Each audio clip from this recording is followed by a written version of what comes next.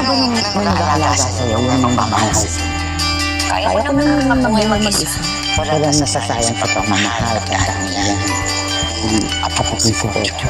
Siguro magkakagusto pa yung dalawa. Good morning! Freshly baked bread! Kasi fresh ko, mapapatumis ang inis sa umaga. Anong tiniting-ting mo dyan? Di ba dapat ako lang tatanong sa'yo na yun? Sabi sa akin na bumono. Gusto ko mo siya, no? Anong meron kay Sari? May sumpa yun! Sumpa. Na tuwing may nahalikan siyang lalaki, namahal niya.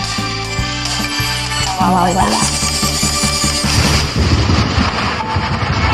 May ganun ka talagang pagmamahal? Hindi nawawala? Bibigay ulit kahit anong nangyayari?